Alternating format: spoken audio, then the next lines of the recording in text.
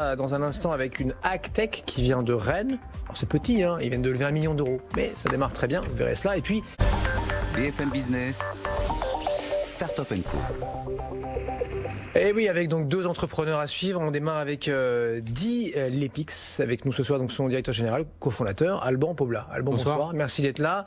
On est dans le domaine de la Agtech, donc la tech dédiée à l'agriculture. Donc vous proposez des solutions pour nos amis agriculteurs, qui en ont bien besoin donc, en ce moment encore. Solutions là pour finalement automatiser leur surveillance, si j'ai bien compris.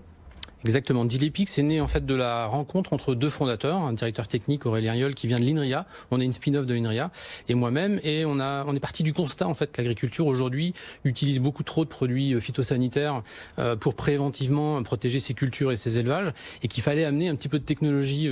On n'est pas les seuls bien sûr hein, dans ce monde-là. Et donc on a réuni à la fois des technologies d'intelligence artificielle à base de réseaux de neurones, à base de plateforme de vision par ordinateur pour amener effectivement de l'automatisation, de la surveillance des cultures et des élevages, et plus encore même de l'automatisation des équipements agricoles dans les exploitations. Vous étiez au CES, vous avez présenté votre plateforme il y a 6 mois là, à Las Vegas. Bon, d'ailleurs, est-ce que c'est l'endroit pour la présenter? Est-ce que vous avez réussi à trouver l'écho que vous souhaitiez ou pas?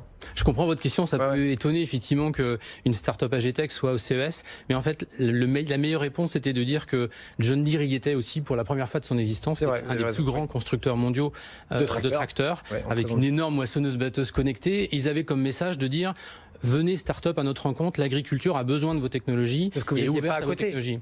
Généralement, les startups, elles sont pas à côté des... Non, mais ils sont venus nous voir. Des géants. Ils sont venus vous voir. Ça, c'était super.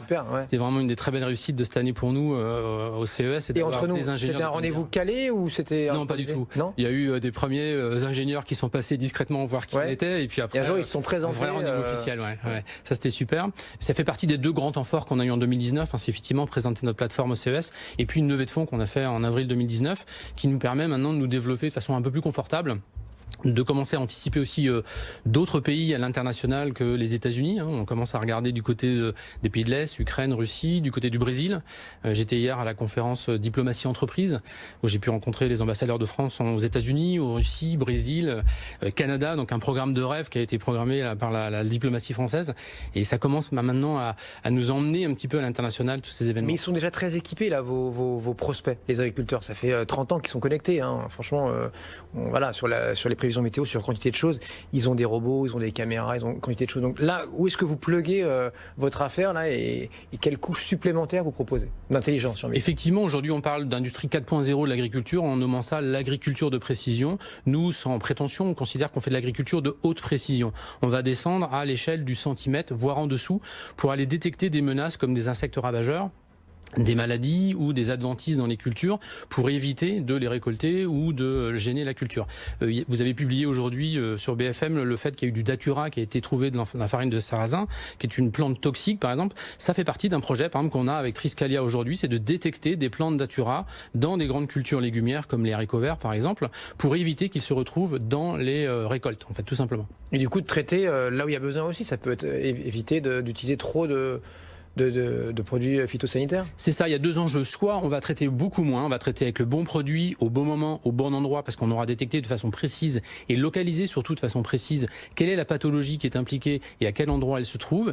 Et puis pareillement, on va même, pourquoi pas, enlever la nécessité d'utiliser des produits phytosanitaires en faisant de la robotique mécanique de précision, c'est-à-dire qu'on va remplacer des produits phytosanitaires ou des herbicides, notamment par des actions mécaniques de précision. Au centimètre près, on va griffer, biner, empêcher des mauvaises herbes de se développer autour des plantes d'intérêt, sans abîmer la plante d'intérêt. Biner, c'est retourner la terre, pour ceux qui... Voilà, pas trop désherber si vous voulez mécaniquement.